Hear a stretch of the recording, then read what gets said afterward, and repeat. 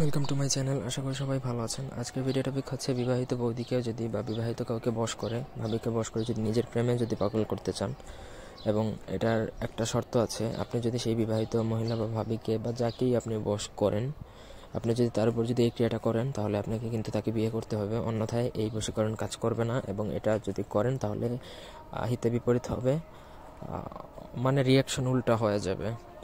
So আপনি যদি বিবাহিত কাউকে যদি সত্যি মন থেকে ভালোবেসে থাকেন এবং তার যদি বিয়ে হয়ে যায় কোনো ক্রমে, তারপরেও যদি আপনি যদি চান যে না, হ্যাঁ, আপনি ওই বিবাহিত মানুষটিকে আপনার নিজের প্রেমে পাগল করে আবার তাকে আপনি বিয়ে করবেন, একবারে অ্যাকুরেট যদি আপনি মন থেকে যদি এটা করতে চান, সেক্ষেত্রে করতে পারেন।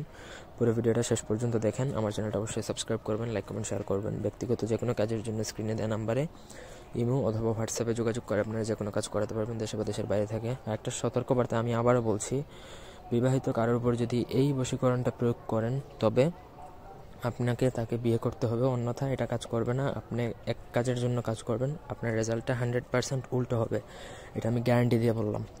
তো এটা মন্ত্র এবং তন্ত্র দুইটা বা টুটকা দুইটা একসাথে করে তারপরে প্রয়োগ করতে পারবেন। শনি বা মঙ্গলবার দিনে আপনি দোকান থেকে 3টা লবঙ্গ কিনে আনতে হবে, 3টা ব্যতীত হবে না, 3টা লবঙ্গ। এবং কিভাবে কিনবেন সেটা আপনি জানেন। আপনাকে যদি কোনো কারণ দর্শাতে বলে দোকানদার, সেটা আপনি কি বলবেন সেটা আপনার, বা কবিরাজি দোকান থেকে আপনি যে 3টা চেয়ে আনতে পারেন, সে 3টার দাম যত টাকাই চাক আপনি সেটা কিনে আনবেন। তারপর সেটা গুঁড়ো করবেন ওই শনি বা মঙ্গলবার দিনে, যেদিনে যান। তারপর গুঁড়ো করার পরে ওম নমঃ ভগবতে এই মন্ত্রটা আপনি 121 বার পরে 7টা ফু দিবেন। আগে 121 বার পাঠ করে নেবেন ওম নমঃ ভগবতে, তারপরে 7টা ফু দিবেন ওই লবঙ্গের গুঁড়ার উপর। তারপরে আপনি বলবেন যে মহিলা, তার মায়ের নাম যেমন অমুকের মেয়ে অমুক, আমার প্রেমে যেন পাগল হয়, এইভাবে বলে আরও 3টা ফু দিবেন। 7টা ফু দিবেন তো ওম নমঃ ভগবতে পড়ে, তারপরে আপনি তার নাম বলে এইভাবে আরও 3টা ফু দিবেন।